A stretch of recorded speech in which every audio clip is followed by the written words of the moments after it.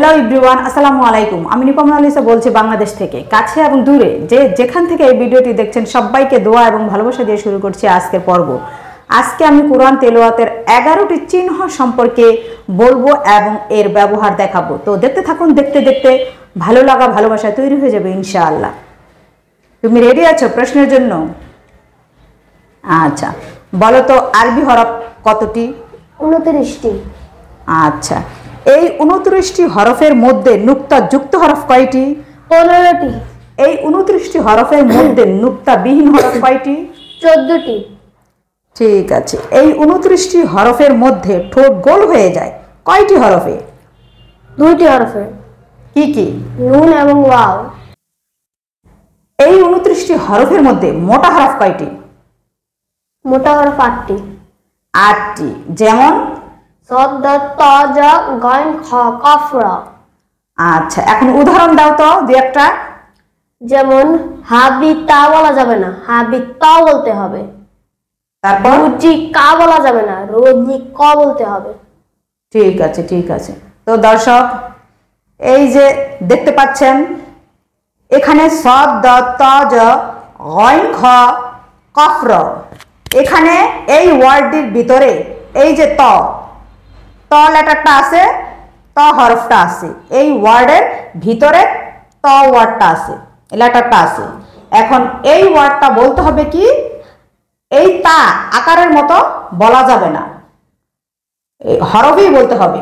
যেমন হা বি ত, হা বি ত, হা বি তা বলা যাবে না, হা বি ত বলতে হবে। আবার এই ওয়ার্ডটি এখানে মোটা হরফের ভিতরে এই যে ক হরফটি আছে, এই যে ক হরফটি আছে, এই ক জবর কা বলা যাবে না, ক জবর ক বলতে হবে। যে সেন্টেন্সে যে ওয়ার্ডে এই মোটা হরফগুলো দেখা যাবে সেটাই আকারের মতো বলা যাবে না। যেমন ক, বাংলায় যেমন আমরা ব্যঞ্জনবর্ণ বলি ক, কর সাথে যদি আমরা আকার দেই তাহলে কি হয়ে যাবে? কয় আকার কা হয়ে যাবে, কিন্তু এটা কা বলা যাবে না, ক বলতে হবে। এরকম হা বি ত, রো জি ক, রো জি ক, এরকম বলতে হবে। দর্শক, কলকলা হরফ 5টি, বা, জিম, দাল, ত, কফ। এই 5টি হরফ যে কোনো ওয়ার্ড বা সেন্টেন্সে যদি 5টি হরফ দেখা যায় তাহলে কি করতে হবে? কলকলা করে পড়তে হবে। কলকলা মানে পাল্টা আওয়াজ, প্রতিধ্বনি, নিচের দিকে ধাক্কা দিয়ে হালকা শক্ত করে উচ্চারণ করতে হবে। যেমন এই ওয়ার্ডটায় কলকলা হরফটা পাওয়া গেছে, যেমন বা, এখানে কিন্তু বা আছে। আবার এই ওয়ার্ডটায় জিম পাওয়া গেছে, এখানে কিন্তু জিম হরফটা আছে। তাহলে এটা কিভাবে পড়তে হবে? আলিফ বা জবর আব, এখানে আব আছে কিন্তু আব বলা যাবে না, আবে, আবে এভাবে বলতে হবে। আবার আলিফ জিম জবর আজ, এখানে আজ বলা যাবে না, আজ, আজ এভাবে বলতে হবে।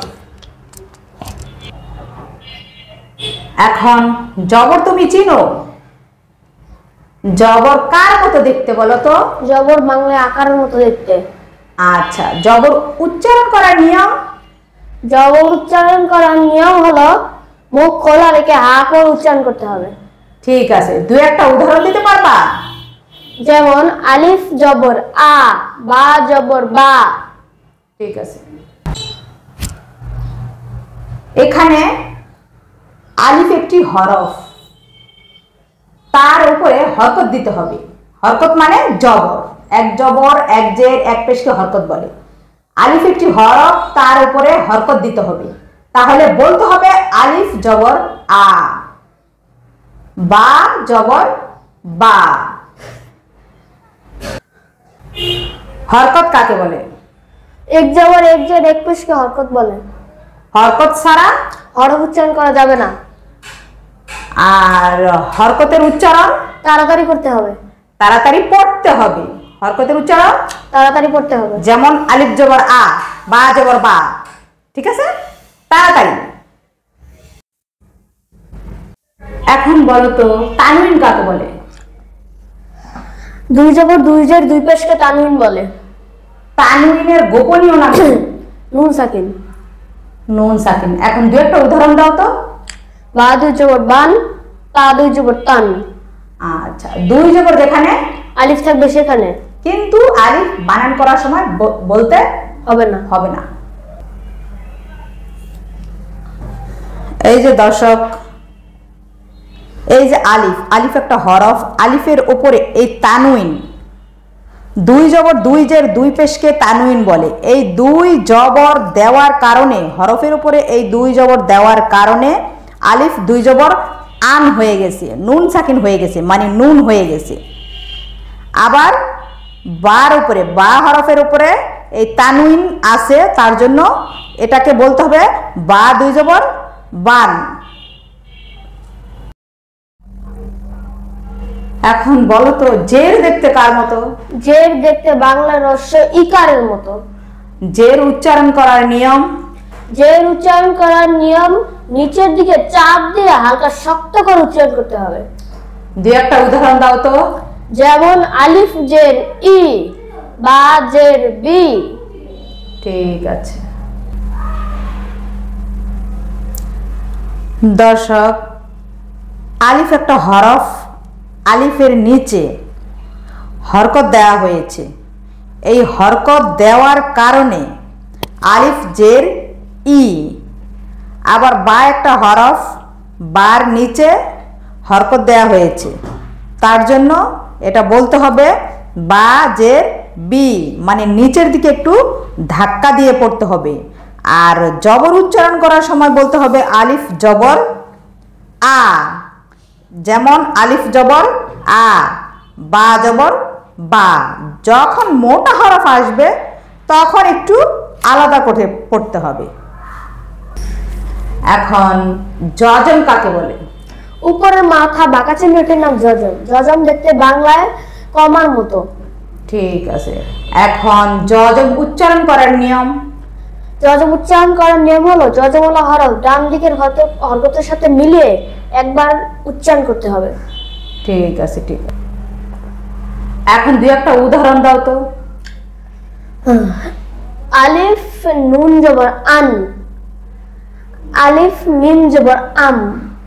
ঠিক আছে, এখন হচ্ছে এই যে জজমওয়ালা হরফ, ডান দিকের জজমওয়ালা হরফ ডান দিকের হরকতের সঙ্গে, ডান দিকের হরকতের সঙ্গে একবার মিলিয়ে উচ্চারণ করতে হবে।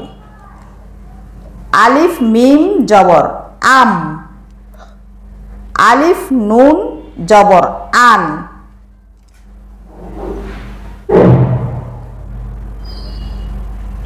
মানে জজমওয়ালা হরফ ডান দিকের হরকতের সঙ্গে মিলিয়ে একবার উচ্চারণ করতে হবে।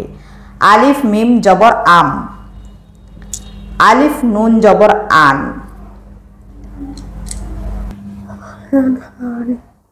এই যে জজমের, এই জজমওয়ালা হরফের ডানে এই হরকতটা ছাড়া এই হরফটা পড়া যাবে না।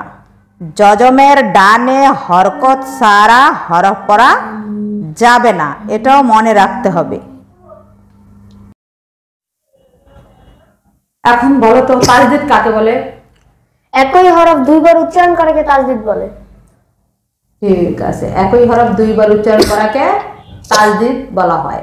আর যে কোনো হরফের উপরে এই তাজদিদটা যদি থাকে, সেই হরফটা কয়বার উচ্চারণ করা লাগবে? দুইবার। দুইবার করতে হবে।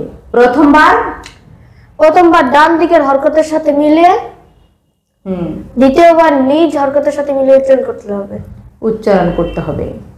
আর তাজদিদের ডানে হরকত ছাড়া হরফ উচ্চারণ করা যাবে না, হরকত ছাড়া হরফ পড়া যায় না। আবার তাজদিদের ডানে জজম পড়াও যাবে না। ঠিক আছে, এখন দুই একটা উদাহরণ দাও তো দেখি।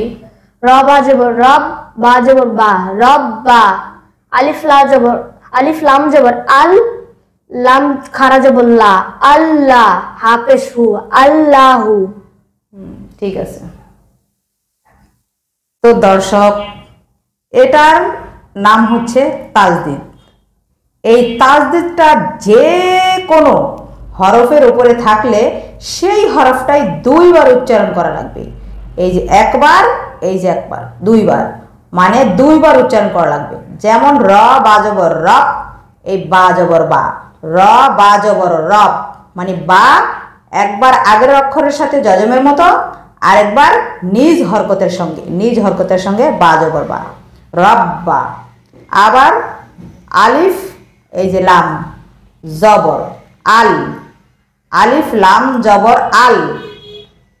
আবার এই যে একটা লাম, এই যে একটা লাম, লাম খাড়া জবর লা, এই খাড়া জবর, এটা একটা মাদের হরকত। এই খাড়া জবর থাকলে এক আলিফ টান দিতে হবে। দুটি হরকত উচ্চারণ করতে যত সময় লাগে ঠিক ততক্ষণ। আলিফ লাম জবর আল, লাম খাড়া জবর লা, আল্লাহ হা পেশ হু, আল্লাহু। আর যদি আমি থামতে চাই তাহলে বলতে হবে আল্লাহ, আল্লাহ, এভাবে বলতে হবে। আর এখানে বলতে হবে আলিফ বা জবর আব, বা জবর বা, আব্বা। এই তাজদিদটা থাকার কারণে এই বা দুইবার উচ্চারিত হয়েছে। আবার এই তাজদিদটা এখানে বার উপরে যে কোনো হরফের উপরে থাকলেই সেই হরফটাই দুইবার উচ্চারণ করতে হবে। এখন বলো তো মাদ কাকে বলে? আরবি হরফ দীর্ঘ করে টেনে পড়াকে মাদ বলে। মাদের হরফ কয়টি? 3টি। কি কি? জবরের বাম পাশে খালি আলিফ, জেরের বাম পাশে যজমলা ইয়া, পেশের বাম পাশে যজমলা ওয়াও থাকলে এক আলিফ টেনে পড়তে হবে। এখন দুই একটা উদাহরণ দিতে পারবা না? বলো। বা আলিফ জবর বা, বা ওয়াও পেশ বু। ঠিক আছে।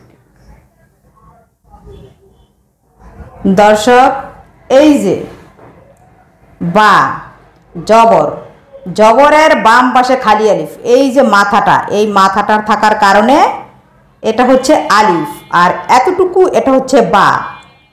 তা জবর, এই জবরের বাম পাশে খালি আলিফ আছে, তার জন্য এটা এক আলিফ টেনে পড়তে হবে। যেমন বা আলিফ জবর বা। আবার এটা পেশের বাম পাশে যজমলা ওয়াও, পেশের বাম পাশে যজমলা ওয়াও থাকলে এক আলিফ টেনে পড়তে হবে। বা ওয়াও পেশ বু, বা ওয়াও পেশ বু, এভাবে পড়তে হবে। এখন বলো তো মাদের হরকত কয়টি? মাদের হরকত 3টি। কি কি? খারা জবর খারা জের উল্টা পেশ। ঠিক আছে। মাদের হরকত হলে ডান দিকের হরকতের সঙ্গে এক আলিফ টেনে পড়তে হবে। তুমি কি উদাহরণ দু একটা পারবা? বলো। বা খারা জবর বা, বা খারা জের বি, বা উল্টা পেশ বু। ঠিক আছে। দর্শক, এখানে দেখতে পাচ্ছেন এটা হচ্ছে মাদের হরকত। খারা জবর খারাজের উল্টা পেশ, এটা হচ্ছে মাদের হরকত, মানে দীর্ঘ করে টেনে পড়া লাগবে।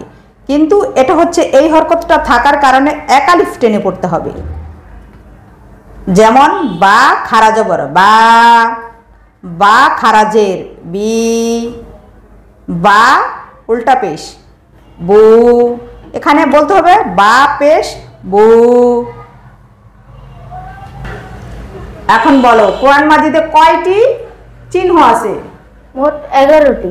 কোরআন মাজিদ তেলাওয়াত করার জন্য 11টি চিহ্ন আছে। চিহ্ন আছে, তাই তো? বলো এই 11টি চিহ্ন বলো। জবর জের পেশ, দুই জবর দুই জের দুই পেশ, খারা জবর খারা জের উল্টা পেশ, যজম তাজদিদ। ঠিক আছে। এই 11টি চিহ্ন কোরআন পড়ার জন্য লাগে। তারপরও আরো কিছু আছে। এই যে চিহ্ন দুটি দেখতে পাচ্ছ, এই চিহ্নটার নাম কি? এই চিহ্নটার নাম কি? কোরআন মাজিদে এই চিহ্ন যদি থাকে কিভাবে কি করতে হবে? এই চিহ্নটির নাম চিকন মাছ, এই চিহ্নটির নাম মোটা মাছ। এই চিহ্নটি কোনো হরফের উপর থাকলে 3 আলিফ পরিমাণ টেনে পড়তে হবে। এই চিহ্নটি কোনো হরফের উপর থাকলে 4 আলিফ পরিমাণ টেনে পড়তে হবে। ঠিক আছে, তাই 3 আলিফ যে টেনে পড়বা কয়টি হরকতের সমপরিমাণ? 3 আলিফ 6টি হরকতের সমপরিমাণ। 6টি হরকত মানে 6টি হরফ পড়তে যতক্ষণ সময় লাগে ঠিক ততক্ষণ পড়তে হবে। আর এটা 4 আলিফ 8টি হরফের সমান। 4 আলিফ পরিমাণ টেনে পড়তে হবে। 8টি হরফ পড়তে যতক্ষণ সময় লাগে ঠিক ততক্ষণ এই হরফটি মানে টেনে পড়া লাগবে, তাই তো? তো দর্শক, ভিডিওটি যদি ভালো লাগে তাহলে অবশ্যই লাইক, কমেন্ট, শেয়ার করে দিবেন এবং চ্যানেলটি সাবস্ক্রাইব করে পাশে থাকবেন। ভালো থাকবেন, সুস্থ থাকবেন। আসসালামু আলাইকুম ওয়া রাহমাতুল্লাহি ওয়া বারাকাতুহু। আল্লাহ হাফেজ।